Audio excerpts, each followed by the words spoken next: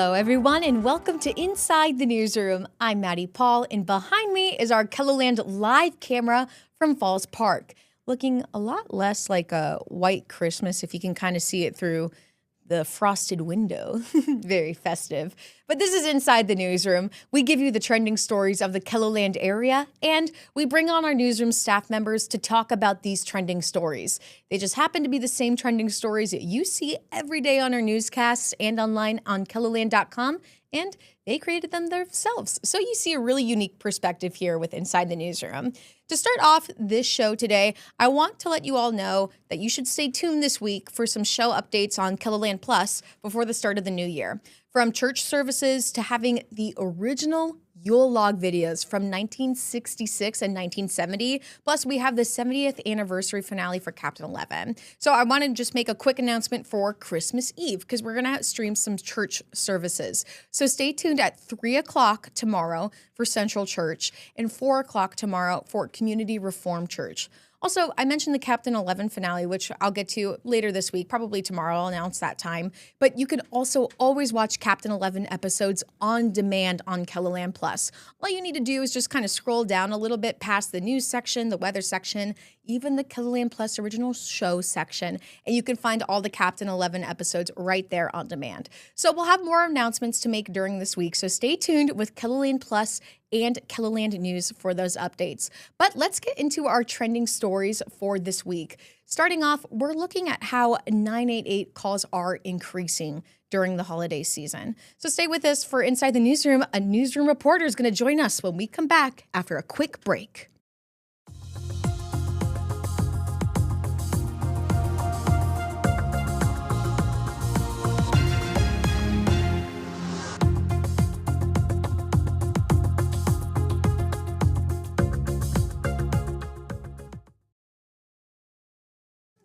And welcome back to Inside the Newsroom.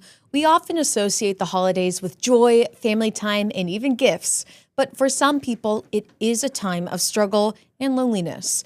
Sydney Hoyer tells us how the Helpline Center increases its support during this Christmas season. The 988 helpline is around all year long, but as the holidays draw closer, more callers are looking for help. Seems to start just to ramp up, especially around the holidays. I think already from November to December, we're up like 10% in our contact volume. For some, family conflict is the cause of their stress. And for others, it's the lack of family. If you don't have any family or friends, this can be a very just lonely time of year. So those kind of people are already struggling and then don't have some of the supports that they need. Since 988 is in higher demand, the Helpline Center changes its scheduling accordingly. We try to adjust some staff to increase our staffing levels, especially during some of those hours where people are reaching out more, later evenings, earlier mornings. Whether you're in a crisis or just need someone to talk to, Wilson says 988 isn't only for emergency situations. You don't have to have thoughts of suicide or thoughts of self-harm. We talk to a lot of people dealing with a lot of different things. And Sydney Hoyer joins us at the digital desk to talk more about this story. Sydney, how did you decide this story angle that you were going to take? Is this something that we usually do with KELOLAND News around this time of year, or did it just feel more important to do now?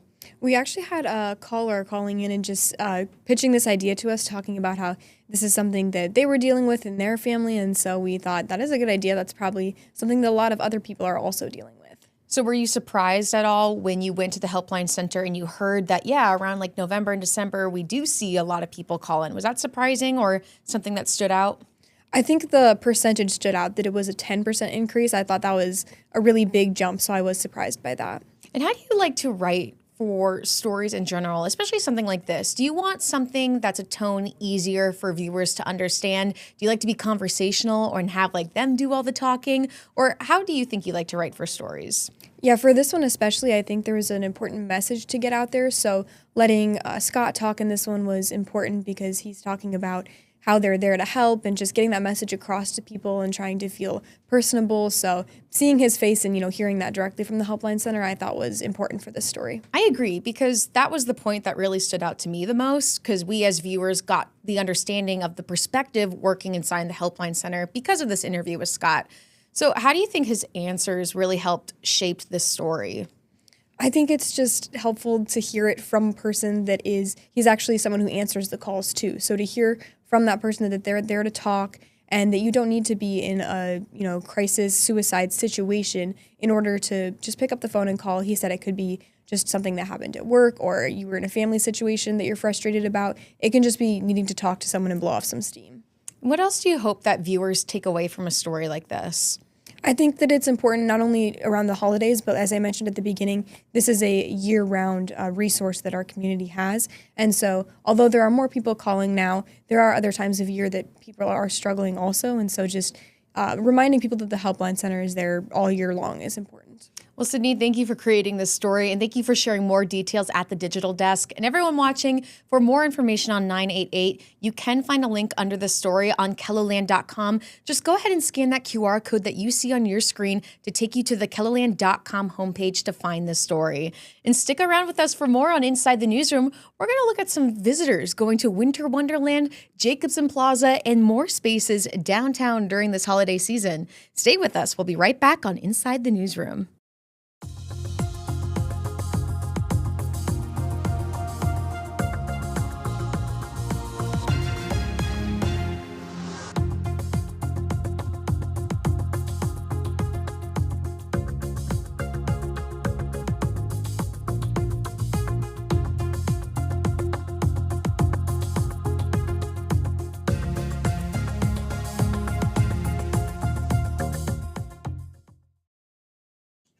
And welcome back to Inside the Newsroom.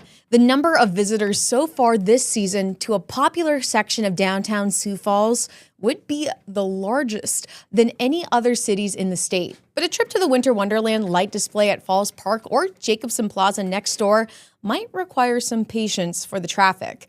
Dan Santella took a look at the area's popularity and has some tips from the city for experiencing these festive lights. This is how the northbound traffic looked a short time ago on Phillips Avenue tonight in downtown Sioux Falls. Off in the distance is the popular Winter Wonderland lights display and Jacobson Plaza right next door. Josh Johnson, park operations manager with the city, says more than 120,000 people have visited this combined area since November 21st. It's been quite busy, and a lot of people are seeing that with the impacts it's made on traffic. Scott Heckel, co-owner and head brewer at Severance Brewing Company along Phillips Avenue, has certainly noticed it. 2025, however, is unique for him. Every year, right outside our space, we tend to see a line of cars headed over to Winter Wonderland. This year, the main difference that we're seeing is instead of the cars just driving by and never coming back, we're seeing a lot more folks actually park, get out, and we're seeing a lot more foot traffic in the area. He's appreciating his newer neighbors. It is nice this year with Jacobson Plaza and everything they've got going on over there between the skating ribbon and the lodge. It's nice to see folks actually starting to park down here and walk around. Heckel said the lodge is working with his business to have their food available at Severance, and the brewery already has its product available at the lodge. And when it comes to enjoying these lights at Falls Park's Winter Wonderland, Johnson suggests grabbing a jacket. The best way to enjoy Winter Wonderland is by foot. Park over at the farmers market. There's overflow parking over there. Park to the north of Falls Park. And this week, the weather could help out. Good tips to hear. And Dan Santella joins us at the digital desk to talk more about this story. Dan, over the past month and even beyond, KELOLAND News has looked at Winter Wonderland, Jacobson Plaza, even the lodge. So how did you decide the story angle that you were going to take for this piece? I live downtown, and I have noticed the clearly backed up traffic northbound on Phillips Avenue. Clearly a lot of people are interested in this. Okay, so I was curious about it and asked... reach out to the city, see if I could talk to them, get numbers. Obviously, 120,000, as I said in the story, it would, easily be the second largest community in South Dakota, just in and of itself. So it's a lot of people. A lot of people want to see it. I drove by myself last night through parts of Winter Wonderland. Very nice. And a lot of people want to take it in, so kind of want to do a seasonal piece on, how best to experience it and how popular it's been. One thing that really stood out to me is just how this story started off. And, it said, and I'm going to quote, The number of visitors during the current holiday season to a popular section of downtown Sioux Falls would be larger than all other cities in South Dakota. I mean, what a hook. Why did you want to start it this way? Well, I did want to grab people's attention. It's not like we're talking 5,000 people to visit or 10,000 or not even 100,000, 120,000, and it's much bigger than Rapid City or Aberdeen or Brookings or Pierre or Chamberlain or Yankton, right? So it's a big number of people. A lot of people are doing it. And I just myself over the weekend, the last few days, noticed a ton of cars going by and just kind of waiting to head northbound on Phillips Avenue. And so, New York City has the Rockefeller Center tree. Washington, D.C. has the Capitol Christmas tree. Other cities have their, hallmarks of the season. I think it's safe to say that for Sioux Falls, it's the Winter Wonderland at Christmas time. That's kind of our kind of touristy place to visit. Mm-hmm. I was surprised to hear from one of your interviewees just the amount of foot traffic that they've seen, because I've also seen the cars and the backed up on Phillips Avenue, which is fine, but it's interesting hearing about foot traffic too. Yeah. Was there anything else that surprised you or could have stood out like that? Well, it not really surprised me. Something that came up in the conversation with that Josh Johnson, who works with the city of Sioux Falls, as he and I were talking, as a city, we want something like Winter Wonderland. We want Falls Park. We want things like Jacobson Plaza. If you want these items and they are popular and they draw in people, there will be traffic, right? That's just kind of a reality of a city that's now well over 200,000 people. There will be some waiting and some traffic, and parking's not always going to have you with a spot right outside exactly where you want to go the moment you want to be there, right? That's just not feasible. Traffic and a little bit of waiting is just the theme of a city, like I said, now with a metro area that's, it's not 1990 anymore. There's a lot of people who live here. So, and it's popular, and we'll see what the total is once they wrap it up in early January. It's certainly going to be drawing in more and more people, especially with, Christmas almost here and the weather's nice, and so people might go on foot. People might drive through as well. I love that the story ends on some tips, too, about the parking and if you're walking around. And that was kind of another big takeaway for me. So what else do you hope that viewers can take away from a story like this? Yeah, that it is accessible, that you don't need to wait by going northbound, perhaps at a crawl on Phillips Avenue. You can approach another way. You can walk through.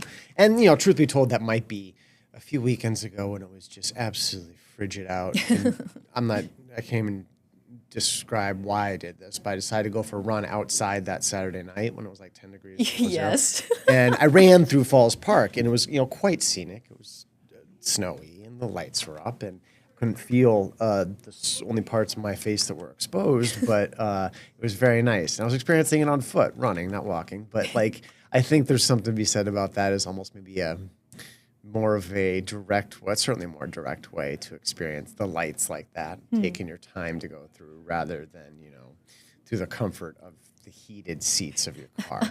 You like the challenge, Dan. That's a good way to look at it. Or maybe I'm just a fool for the colder temps. I usually almost run on the treadmill this time of year, which is, I probably shouldn't. But that night, I felt like braving the temps. I feel like you're set for this week then. I mean, it's going to be pretty warm, so you could do your runs now. Exactly. I'm good. Well, Dan, thank you for all your details here at the digital desk and some insight on your running schedule and where you like to go. And, if the park is a little too busy for your liking when you try to visit, there are plenty of opportunities before the Winter Wonderland closes for the season, because it's open nightly from 5 o'clock at night until midnight through the 5th of January. Now, stay with us for more on Inside the Newsroom. We'll be right back after the break. Yay! Thank you, Dan.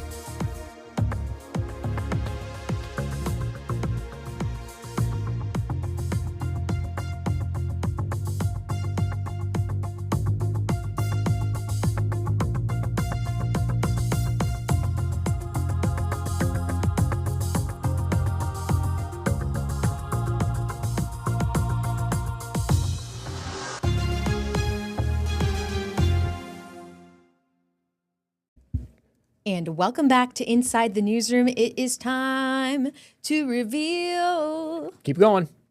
the 12 Days of KELOLAND Plus contest winner for the day. That went the complete opposite way I thought it was going. You wanted it to go up? Yeah, I thought that would have gone up. Yeah, you're right. That wasn't pretty bad for me. You know, I should have done it with the drum roll. I'm having way too much fun with the sound effects now that I know how to use them, and I can You're use welcome. them. Yeah, that's all you. You see the influence that Scott gives me, everybody? So does that make me an influencer? Yeah, dude, awesome. Yay, Scott Munt. Wait, yay. There you go. But only these two buttons. You didn't bring in the crowd booing? No, I wouldn't do that. I wouldn't do that. Anyway, what do you have? Oh, yeah, we got our winner. Let me just... We're forgetting. I got distracted. Okay, so we have to announce our 12 Days of KELOLAND Plus winner for today, December 23rd. And wait, I got to make sure I actually have it ready. Going. Come on. Okay, I have it ready. You have the name ready? And I do. drum roll? Yes, yep. Our winner for today, December 23rd, for the 12 Days of KELOLAND Plus contest is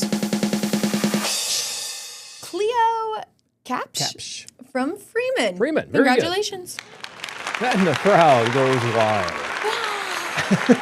Now, do we have one more tomorrow? We have one tomorrow, and then, I mean, I'm off on Christmas. Oh wait, no, because it's done after. Right? Yeah, just one more tomorrow. And Oh that's my it. gosh! Right? That's crazy to think about. Yeah. Yes, Jody will tell us if we're wrong, but you're right. Actually, I could check the website right now because it's the 12 days leading up to Christmas. It's 12 Days of KELOLAND Plus, the gift that keeps on giving. So Cleo's going to get a free Roku stick from KELOLAND News. Very good. That is the contest. I know this one's kind of fun. I have fun with this one.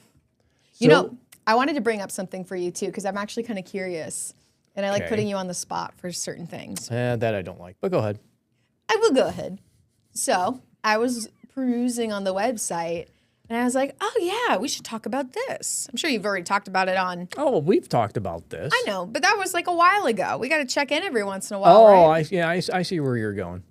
Does it still? Does it? No, it doesn't. No, do the it graphic. doesn't. Jody, I know It you're doesn't. watching. Come on, Jody. You'll get it for us.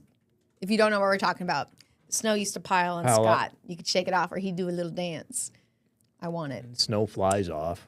Okay, so let's see how we're doing so far. I mean, if people watch weather or not, I'm sure they see this all the time, but this is Inside the Newsroom. Boy, you know, the city that I forecast the most for, Whoa, yeah. it has the least.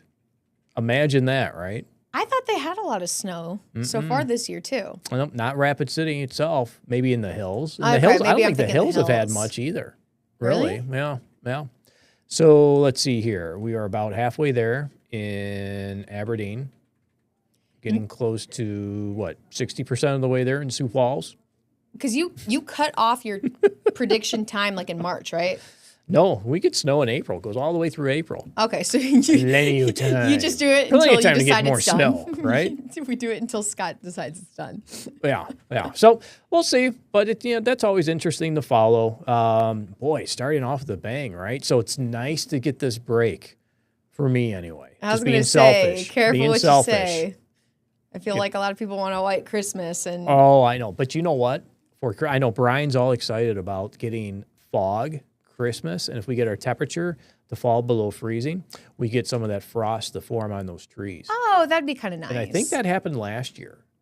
I wouldn't know. Yeah, to get somewhat of a white Christmas, maybe. Do you prefer white Christmas? It doesn't matter to me. You don't look outside. It doesn't matter to me. I mean, tell you what, if I had it in the forecast, yes. Okay. If I didn't have it in the forecast, well, then, I want whatever makes the forecast true. Okay. You know, at Christmas time, because my family, we celebrate Christmas. How are they doing? Yeah, I know you had family come in. Yeah, we're all getting ready. I was telling you before I started recording today that I'm baking a cheesecake for the first time ever. And so we're actually all doing like a lot of baking. Like my sister's making like a Yule log. Have you heard of that before? Oh, yeah. Okay. Yep. So that's just like a chocolate cake or something like that. She's putting like espresso on it. It's like a roll. Yeah, exactly. The little. And then you have to decorate the outside. Yeah, and so she's doing that one. My Nana has made cookies already, and I'm doing a cheesecake. What kind of cookies? I don't know what they're called. It's something fruity, and then she dips it in chocolate and like lets it cool. Really? I have to I'll ask her what it's called. She's probably yelling at the screen right now. It's called this. She's always watching. And your cheesecake, it's not one cheesecake. It's multiple mini cheesecakes. Yes. And what are you putting on top of it? Okay, so it's going to be cooked in like a muffin tin. I'm going to do a baked cheesecake. So they're all going to be little individual ones, and I'm going to make them look like Santa Claus. Now, here's how I'm going to do it. I feel like this is a lifestyle segment now. Take pictures. I should, because it's the first time we'll do it. Monday, we'll both be here. Oh yeah, we could rate it. Maybe I'll have a cheesecake for you. Okay. I don't know if I'd want it to wait that long. Yeah, I don't know how. I don't know the fridge life of a cheesecake. I've never made one before. Yeah, I'm really not much of a fan of cheesecake anyway. But I would like to. You're not making it for me. Don't get overly excited. But what if it's like Santa? So here's how I'm doing it like Santa. Yeah, here's my plan. I'm going to use whipped cream to make like the mustache and the beard. And then I'm going to use like a strawberry as like the big red hat. Maybe a little whipped cream on top so it has like a little puffball. You know what I'm saying? Yeah.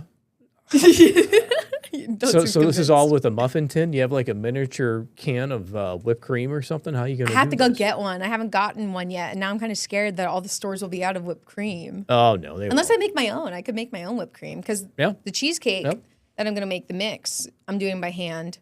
I mean, I didn't make my own cream cheese by any means necessary. I think it takes powdered sugar and whipping cream. Whipped cream? Whipping cream and powdered sugar to make your homemade whipped cream. All right. I think you're right. I don't know. I don't really bake. That's the thing. So. Well, you'll be a baker this weekend. No kidding. There's going to be a lot to do. Lots. I got my caramel corn done yesterday. Oh, yeah, that's got the cookies done over the weekend. I'm a little surprised you made some sweets because you're more of like a savory, spicy guy. Yeah. I try to stay away from some of those added sugars, but, the calories don't count over Christmas. Oh, totally. Right? Totally. And vacation, Scott, they don't count over vacation either. Never. Actually, Scott, we're out of time. What? Can you believe just that? Got here. This is like I just got here. This is the quickest Scott Month segment of my life. Man, we'll have a Merry Christmas. Yeah, we have what? We'll be back tomorrow, right? We'll see each other tomorrow. Yeah, we'll have fun tomorrow. Maybe I'll show you some more Roku to pictures. give away, right? Yeah, that's right.